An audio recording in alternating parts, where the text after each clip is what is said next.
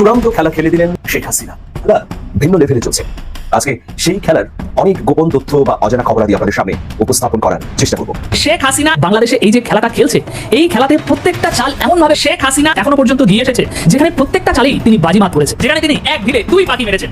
একেবারে সূক্ষ্ম চাল, মেপে মেপে চাল দিয়ে তিনি এই যে খেলাটাকে নিজের আয়ত্তে নিয়ে এসেছে, একেবারে নিজের মতো করে সাজিয়ে ফেলেছে। এই খেলাটা আবারও একটা বিজয় হয়েছে, সেটাও তারা প্রমাণ করে দিয়েছে আজ বিশেষ একটি কাজের মাধ্যমে। বাংলাদেশের বর্তমানে যে পরিস্থিতি, কে যে কোন সময় রাতের বেলা দেশ ছেড়ে দেয়, সকালে চাপিয়ে নিউজের মতন দেখতে পাবেন। গভীর রাতে অস্ট্রেলিয়ার উদ্দেশ্যে দেশ ছেড়ে পালিয়ে গেছেন আমিনুল ইসলাম বুলবুল। সরকারকে ধরেই নিচ্ছে নির্বাচনের আগে ও ভোটের দিন সহিংসতা হবে। আবার যদি হয় তাহলে আগে থেকে কিভাবে সরকার ধরে নিচ্ছে এটি আওয়ামী লীগ করবে? 2 দফা জেলহান সহ নানা ধরনের অভিযান চালিয়েও সরকার কেন আতঙ্কে? বিএনপি নেতাকর্মীদের দিয়ে নাহিদ ইসলামকে গণদোলাই দেওয়ায় তারেক রহমানকে ফোন করে হুমকি দিলেন জামাতের আমির শফিকুর রহমান। জাতীয় নাগরিক পার্টির এনসিপির আহ্বায়ক নাহিদ ইসলামের উপর কথিত হামলার ঘটনাকে কেন্দ্র করে বাংলাদেশ জামাত ইসলামের আমির শফিকুর রহমান বিএনপি চেয়ারপারসন তারেক রহমানকে ফোন করে কঠোর হুঁশিয়ারি দিয়েছেন বলে দলীয় সূত্র ও প্রত্যক্ষদর্শীদের বরাতে জানা গেছে। পর্দার অন্তরালে যে কতগুলো ঘটনা ঘটছে, বিএনপির অ্যাক্টিভিস্ট কিংবা বিএনপির হাইকমান্ডের নেতাকর্মী তারা কি বুঝতে পারছেন? আপনাদেরকে খেল দেওয়ার জন্য সকল ধরনের আয়োজন সম্পন্ন করে ফেলেছে জামাত ইসলাম। এইরকম একটা বার্তা তার পাশাপাশি ভারত সরকার ইউনূস সরকারকে দিয়েছে যে জনপরিসরে রাজনৈতিক পরিসরে শেখ হাসিনাকে আওয়ামী লীগকে তারা সক্রিয় রাখতে চায়। এসব খবরে ইউনূস সরকারের, বিশেষ করে প্রধান উপদেষ্টা মোহাম্মদ ইউনূসের ঘুম একেবারে হারাম হয়ে গেছে। ইউনূস সরকারের মাথা খারাপ হওয়ার দশা। তো সম্মানিত দর্শক, নতুন একটা নিউজ ভিডিওতে আপনাকে স্বাগতম। বিগত কয়েকদিনের ঘটনা নিয়ে এই নিউজটা তৈরি করা, মানে এই ভিডিওটা নিউজ ভিডিও বললে সমস্যা হবে। তো যাই হোক, বেশি দেরি না করে আজকের যে মূল টপিক সেটা আমরা দেখে নিব। তো চলুন স্ক্রিনের উপর ভিডিওগুলো আমরা প্লে করে দেখে নিই।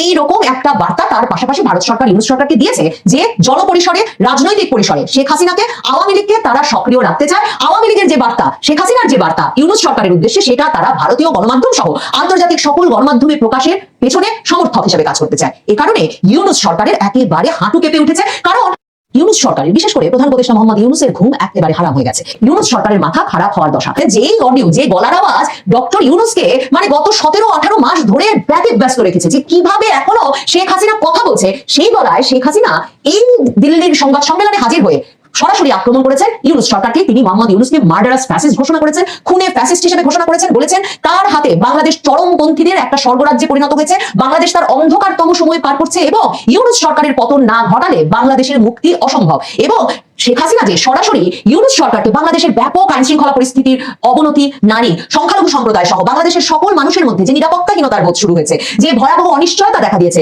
তার পেছনে যে একমাত্র এবং সবচেয়ে বড় প্রেরণাকে ভূমিকা পালন করছেন এই শান্তিতে নোবেল পাওয়া ইউনূস, সে কথাটা এত পরিষ্কার করে শেখ হাসিনা ওই বক্তৃতায় বলেছেন যে ইউনূসকে খেপিয়ে তুলে সারা পৃথিবীর সংবাদ মাধ্যমে সেটাই শিরোনাম হয়েছে যে শেখ হাসিনা সরাসরি বাংলাদেশের এই পরিস্থিতির জন্য এবং বাংলাদেশের চরমপন্থার ব্যাপক বিকাশ এই ঘটনার জন্য এবং বাংলাদেশে সংখ্যালঘু সম্প্রদায় সহ মানুষের ব্যাপক নিরাপত্তাহীনতার জন্য একটা উন্নয়নের দিকে হাঁটতে থাকা দেশকে অনেক বছর পিছিয়ে দিয়ে একটা বদ্ধ ভূমিতে, একটা রক্তাক্ত ভূমিতে, একটা জেলখানায় পরিণত করার জন্য শেখ হাসিনা ইউনূসকে দায়ী করেছেন। এই কথাগুলোই একের পর এক শিরোনাম হয়েছে আন্তর্জাতিক সংবাদ মাধ্যমে। আন্তর্জাতিক সংবাদ মাধ্যমে শিরোনাম হয়েছে যে শেখ হাসিনা ইউনূসের পাপেট রেজিমকে, ইউনূসের এই পুতুল সরকারকে, যারা কিনা চরমপন্থী গোষ্ঠীগুলোর একটা পাপেট হিসেবে বিদেশিদের ইন্ধনে কাজ করছে, সেই পাপেট রেজিমকে সরানোর ডাক দিয়েছেন। সেটা শিরোনাম হয়েছে আন্তর্জাতিক সংবাদ মাধ্যমগুলোতে। কাজেই ইউনূস সরকার ভেবেছিলেন যদিও বা যে কিছুই তো কথা শুনে না ভারত সরকার, আবার বলেই বা কি হবে। আর পরিস্থিতি তো এখন এমনই তলানিতে ঠেকেছে যে ভারত সরকার এরই মধ্যে তার দূতাবাসের কর্মীদের সকল পরিবার পরিজনকে বাংলাদেশকে অনিরাপদ ঘোষণা করে ভারতে ফিরিয়ে নিয়ে গেছেন।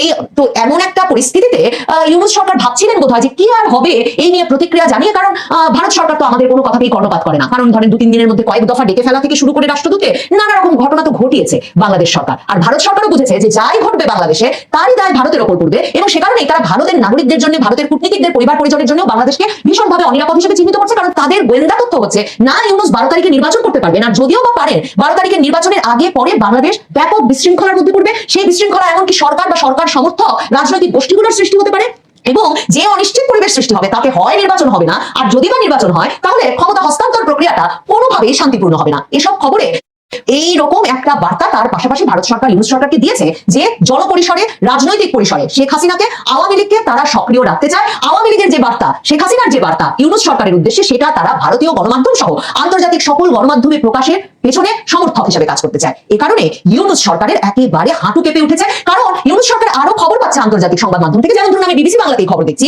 যে অনুষ্ঠানটি লাইভ সম্প্রচারের দিন, মানে শেখ হাসিনা অডিওতে যুক্ত হবেন যে অনুষ্ঠানে, সেই অনুষ্ঠানের যে লাইভ সম্প্রচারের লিঙ্ক দেওয়া হয়েছিল, সেটাতে একটা সময় ভারতীয় সময় 6টা 40 দর্শক সংখ্যা ছিল 92,525। এক পর্যায়ে দর্শক সংখ্যা 1 লক্ষ ছাপিয়ে যায়।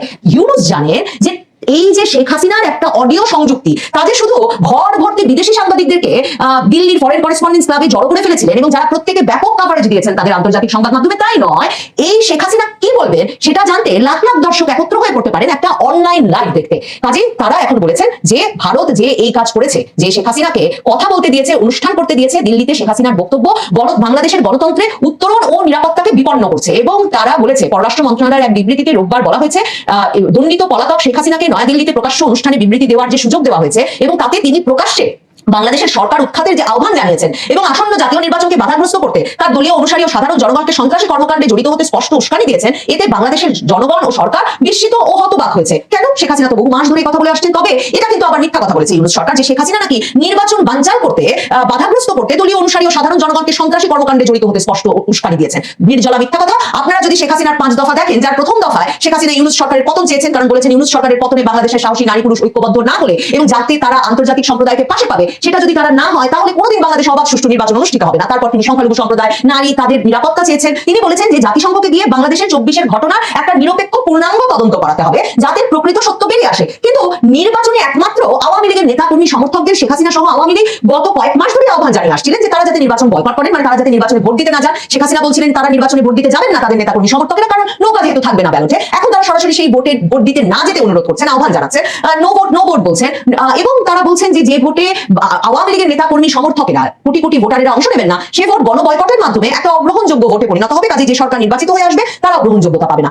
কিন্তু সরকার মিথ্যাচার করছে, ইউনূস সরকার। তারা বলছে শেখ হাসিনা নাকি তার অনুসারী ও জনগণকে সন্ত্রাসী কর্মকাণ্ডে জড়িত হতে স্পষ্ট উস্কানি দিয়েছেন নির্বাচন বানচালে। এবং তারা বলছেন যে এই যে শেখ হাসিনাকে এই বক্তব্য দিতে দেওয়ার মাধ্যমে বাংলাদেশ ভারত সম্পর্কের ভবিষ্যতের ক্ষেত্রে একটা বিপজ্জনক দৃষ্টান্ত স্থাপন হলো এবং একই সঙ্গে এতে বাংলাদেশের ভবিষ্যৎ নির্বাচিত সরকারের পক্ষে পারস্পরিক কল্যাণমূলক দ্বিপক্ষীয় সম্পর্ক গড়ে তোলা ও এগিয়ে নেওয়ার সক্ষমতা ক্ষতিগ্রস্ত হওয়ার আশঙ্কা রয়েছে। মানে এটা কার পক্ষে বলছেন? ডক্টর ইউনূস কি এটা জামায়াতে ইসলামের পক্ষে বলছেন? কারণ বিএনপির সঙ্গে যে ভারতের সম্পর্কটা বেশ দানা বেঁধে উঠেছে, সেটা তো খালেদা জিয়ার মৃত্যুর পর ভারত সরকারের শোক বার্তা, প্রতিরক্ষা মন্ত্রী রাজনাথ সিং এর বাংলাদেশ হাইকমিশনে গিয়ে শোক প্রকাশ, এস জয়শঙ্করের তারেক রহমানকে ব্যক্তিগতভাবে শোক জানাতে ঢাকায় আসার মাধ্যমে স্পষ্ট।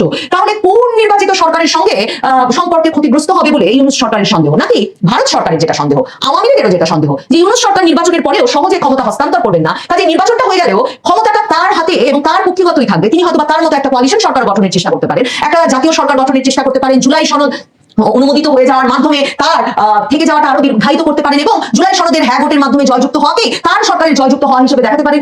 এমন সব সন্দেহ গোয়েন্দা তথ্যের কি তাহলে ভিত্তি খুঁজে পাওয়া যায় ইউনূস সরকারের এমন একটা বিবৃতির মাধ্যমে? আর ইউনূস সরকার সবচেয়ে মজার যেই মন্তব্যটি করেছেন বলে আমার মনে হয়েছে এই পররাষ্ট্র মন্ত্রণালয়ের তরফে ভারত সরকারকে পাঠানো বিবৃতিতে, সেটা হচ্ছে অন্তর্বর্তীকালীন সরকার বলেছেন নির্বাচন কেন্দ্রিক যে কোনো সহিংসতা ও সন্ত্রাসী কর্মকাণ্ডের জন্য তারা আওয়ামী লীগকেই দায়ী করবেন আসন্ন জাতীয় নির্বাচনের আগে ও নির্বাচনের দিনে সংঘটিত যে কোনো সহিংসতার জন্য। মানে এই হুমকি তারা ভারত সরকারকে দিচ্ছেন কেন? ভারত সরকার বাংলাদেশে নির্বাচনের আগে এবং পরে সহিংসতা ঠেকাতে সরকারের ব্যর্থতার দায় সরকার কোন রাজনৈতিক দলকে দেবে? সরকার তার ঘোষিত নিষিদ্ধ ঘোষিত কোন রাজনৈতিক দলে দেবে কি দেবে না, তাতে ভারত সরকারের কি আসে যায়? আসলে সময় যত ঘনিয়ে আসছে নির্বাচনে কি করে ক্ষমতায় আরো লম্বা সময় থাকবেন সেটা ভাবতে ভাবতে ইউনূস সরকারের মাথা খারাপ হওয়ার দশা। এই এত কিছু যখন তাকে সামাল দিতে হচ্ছে, দেশের ভেতরে কি গন্ডগোল লাগিয়ে, কি আইন শৃঙ্খলা পরিস্থিতির অবনতি ঘটিয়ে, কাকে কি বুঝিয়ে শেষ পর্যন্ত নিজেদেরকে একরকমের স্থায়িত্ব দেবেন, সেই খেলায় যখন মত্ত ইউনূস সরকার, তখন কিনা ভারত শেখ হাসিনাকে একেবারে জনপরিসরে সংবাদ সম্মেলনে বের করে আনলো। ইউনূস সরকারের ঘুম এরপরেও কি হারাম না হয়ে পারে?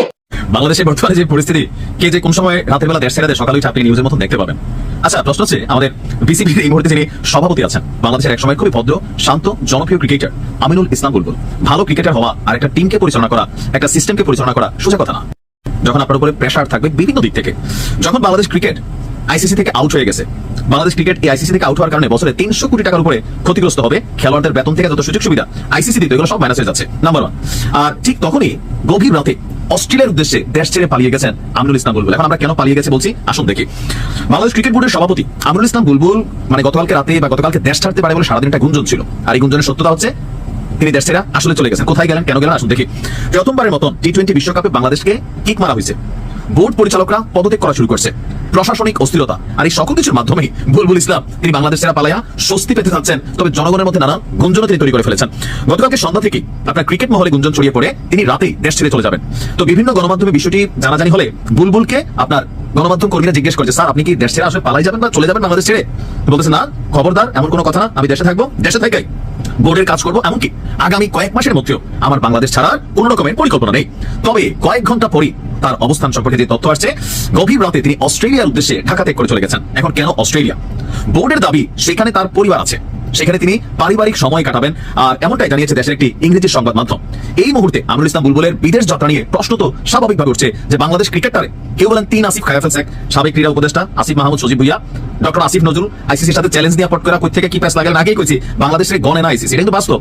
কারণ বাংলাদেশ ক্রিকেটে ওই রকম কোনো কিছু আমরা করতে পারতেছি না। নাম্বার 3 হচ্ছে আমাদের শিল্পী আসিফ, এটা একটা ট্রল হয়েছে আর কি। তো এর মাঝখানে এই যে চারদিক থেকে জটলা, আমাদের আমিনুল ইসলাম বুলবুল তিনি চিন্তা করতেছেন, ভাবো এই পুরো দায়ভার তো ভাই আমার খান্দে এসে পড়তেছে, আপাতত দেশটা সেটা যাই, পরেরটা পরে দেখা যাবে, নিজে বাঁচলে বাপের নাম। আমার ধারণা এরকমই হয়েছে। বিসিবির বর্তমান পরিস্থিতিতে এই সফর নিয়ে নানান সমালোচনা আসবে যে ওনার অনুপস্থিতিতে বোর্ডের সভাপতি শেখ হাসিনা, আওয়ামী লীগের সভাপতি সভানেত্রী শেখ হাসিনা বাংলাদেশ আওয়ামী লীগ হয়ে গেছে, বিসিবির সভাপতি নাই, তো বোর্ডের সিদ্ধান্তগুলো কে নেবে? বাংলাদেশ কি রিঅ্যাকশন দিবে? আইসিসির কাছে কি ঝুঁকবে ঝুঁকবে না, নাকি মিনতি করবে, নাকি আবার আমরা রিঅ্যাকশনে যাবো? এটা তো একটা প্রশ্ন। তো এরকম যে আমরা পাপন রেডিয়া অনেক সমালোচনা করছি, তবে দিন শেষে দেখেন এখন এটা এই যে জায়গাটারে পরিচালনা করা আসলে কিন্তু কঠিন। তবে আমিনুল ইসলাম বুলবুলের আমার মনে হচ্ছে যথেষ্ট ভীরু, এমনকি ছোট কলিজার মানুষ। সিদ্ধান্ত নিতে হবে। আপনি যখন একটা বড় সিচুয়েশনকে ফেস করতে হবে, আর সেখানে নানান সমালোচনা থাকবেই, ভাই আপনি তো বিরিয়ানির প্যাকেট না, আপনি একটা আপাতমস্তক ভদ্রলোক, কিন্তু তবে এইসব জায়গাতে সবসময় ভদ্রতা দিয়ে কাজ হয় না, আপনাকে সিদ্ধান্ত নিতে হবে। সরকার বিসিবি আলাদা জিনিস, সেক্ষেত্রে আপনি আপনার সিদ্ধান্ত এখানে সরকারকে মানাইতে হবে। না পারলে ভয়, মবের ভয় হয়তো বা জানি না, তবে কেন দেশ ছেড়ে পালাইলেন তিনি এটা ব্যাখ্যা দিবেন, আমরা এটা এতটুকু ওনার কাছ থেকে আশা করি। দেশের রাজনৈতিক অঙ্গনে নির্বাচন পরবর্তী সময় যখন বিভিন্ন দলের মধ্যে সম্পর্কে টানাপোড়েন চলছে, তখন একটি নতুন ঘটনা সামনে এসেছে যা পরিস্থিতিকে আরো জটিল করে তুলেছে। জাতীয় নাগরিক পার্টির এনসিপির আহ্বায়ক নাহিদ ইসলামের উপর কথিত হামলার ঘটনাকে কেন্দ্র করে বাংলাদেশ জামাত ইসলামের আমির শফিকুর রহমান বিএনপি চেয়ারপারসন তারেক রহমানকে ফোন করে কঠোর হুঁশিয়ারি দিয়েছেন বলে দলীয় সূত্র ও প্রত্যক্ষদর্শীদের বরাতে জানা গেছে। ঘটনার সূত্রপাত ঘটে গত সপ্তাহে রাজধানীর একটি জনসভায় নাহিদ ইসলামের বক্তব্যকে ঘিরে। নাহিদ ইসলাম তার বক্তব্যে সরকারের বিভিন্ন প্রতিশ্রুতি নিয়ে প্রশ্ন তুলে বলেন, ফ্যামিলি কার্ড, কৃষক কার্ডের কথা বলা হচ্ছে, কিন্তু এগুলো জনগণের হাতে পৌঁছাবে তো, নাকি ঘুষের টাকা দিয়ে কিনতে হবে? তিনি আরো অভিযোগ করেন যে ঋণ খেলাপিরা সংসদে প্রবেশের চেষ্টা করছে এবং এতে দুর্নীতি ও পাচারের সুযোগ বাড়বে। এছাড়া তিনি বস্তিবাসীদের ফ্ল্যাটের পরিবর্তে নিরাপদ জীবন ও কর্মসংস্থানের দাবি তুলে ধরেন এবং অতীতের উচ্ছেদ ও অগ্নিসংযোগের ঘটনাগুলোকে স্মরণ করিয়ে দেন। এই বক্তব্যকে অনেকে বিএনপির রাজনৈতিক কাঠামো ও নেতৃত্বের প্রতি পরোক্ষ আক্রমণ হিসেবে দেখেন। সমাবেশ শেষে নাহিদ ইসলাম মঞ্চ থেকে নামার সময় একদল ব্যক্তি তাকে ঘিরে ধরে। প্রত্যক্ষদর্শীদের ভাষ্য অনুসারে স্লোগান, ধাক্কাধাক্কি এবং হাতাহাতির পর তিনি মারধরের শিকার হন। পরে আইনশৃঙ্খলা রক্ষাকারী বাহিনী ঘটনাস্থলে উপস্থিত হয়ে তাকে নিরাপদ স্থানে সরিয়ে নেয়। এনসিপি নেতাকর্মীরা দাবি করছেন যে হামলাকারীদের মধ্যে বিএনপির কিছু নেতাকর্মী ছিল, যদিও বিএনপির পক্ষ থেকে এই অভিযোগ অস্বীকার করা হয়েছে এবং বলা হয়েছে যে এটি পরিকল্পিতভাবে এনসিপিকে বিএনপির বিরুদ্ধে খাড়া করার চেষ্টা। এই ঘটনার পর জামাত ইসলামের শীর্ষ নেতৃত্ব ক্ষুব্ধ প্রতিক্রিয়া ব্যক্ত করে। দলীয় সূত্র জানায়, জামাতের আমির শফিকুর রহমান সরাসরি তারেক রহমানকে ফোন করেন। ফোনে তিনি বলেন, এই ধরনের হামলা যদি আবার ঘটে বা এনসিপি নেতৃত্বকে লক্ষ্য করে কোনো পদক্ষেপ নেওয়া হয়, তাহলে তার পরিণতি ভয়াবহ হবে। জামাত এ ধরনের আচরণ মেনে নেবে না। এই কথোপকথনের অডিও বা রেকর্ডিং প্রকাশ্যে না আসলেও জামাতের কয়েকজন নেতা এবং এনসিপির ঘনিষ্ঠ সূত্র এই তথ্য নিশ্চিত করেছে। বিএনপির পক্ষ থেকে এখনো এই ফোনালাপ নিয়ে কোনো আনুষ্ঠানিক প্রতিক্রিয়া আসেনি, তবে দলের একজন মুখপাত্র নাম প্রকাশ না করার শর্তে বলেন, এসব অভিযোগ রাজনৈতিক উদ্দেশ্য প্রণোদিত, আমরা কোনো হামলার সঙ্গে জড়িত নই। জামাতের সঙ্গে আমাদের সম্পর্ক ঐতিহাসিকভাবে জটিল, কিন্তু আমরা সংঘাত চাই না। এদিকে এনসিপি নেতাকর্মীরা বলছে, নাহিদ ইসলামের বক্তব্য ছিল দুর্নীতি ও অস্বচ্ছতার বিরুদ্ধে সত্য কথা। তারা দাবি করেন যে হামলাটি পরিকল্পিত ছিল এবং এতে বিএনপির কিছু স্থানীয় নেতাকর্মী জড়িত। নাহিদ ইসলাম নিজে এখনো সুস্থ হয়ে উঠছেন এবং গণমাধ্যমের সঙ্গে কথা বলতে চান না বলে জানা গেছে। রাজনৈতিক বিশ্লেষকরা মনে করছেন এই ঘটনা জামাত বিএনপি সম্পর্কের নতুন ফাটলের ইঙ্গিত দিচ্ছে। এদিকে জামাত এনসিপিকে সমর্থনের মাধ্যমে নতুন রাজনৈতিক জোটের সম্ভাবনা খুঁজছে, অন্যদিকে বিএনপি নিজেদের অবস্থান শক্ত করতে চাইছে। এই ধরনের ঘটনা নির্বাচন পরবর্তী স্থিতিশীলতাকে প্রশ্নবিদ্ধ করতে পারে। আইনশৃঙ্খলা বাহিনী এখনো এই হামলার ঘটনায় কোনো মামলা নথিভুক্ত করেনি, তবে সংশ্লিষ্ট সূত্র জানিয়েছে তদন্ত চলছে এবং প্রয়োজনে সিসিটিভি ফুটেজ পরীক্ষা করা হবে। দেশের রাজনৈতিক পর্যবেক্ষক মহলে প্রশ্ন উঠেছে, এই ধরনের ঘটনা কি নতুন করে সংঘাতের সূচনা করবে, নাকি দলগুলো আলোচনার মাধ্যমে পরিস্থিতি সামাল দেবে? আগামী দিনগুলোতে এই ঘটনার প্রভাব কিভাবে পড়বে সেদিকেই এখন সবার। তো এই ছিল আজকের ভিডিওতে। যারা ভিডিও দেখে উপকৃত হয়েছেন অবশ্যই চ্যানেলটাকে সাবস্ক্রাইব করে দিবেন। আবারও বলছি, এই জাতীয় ভিডিও যারা দেখতে চান তারা অবশ্যই চ্যানেলটাকে সাবস্ক্রাইব করে রাখতে পারেন, যা পরবর্তীতে ভিডিও ছাড়লে আপনাদের সামনে যেতে পারে। অবশ্যই বেল আইকনটা অন করে রাখবেন যাতে ভিডিওটা আপনার সামনে চলে যায় এবং ভিডিও ছাড়ার সাথে সাথে আপনি ভিডিওটা পেয়ে যান।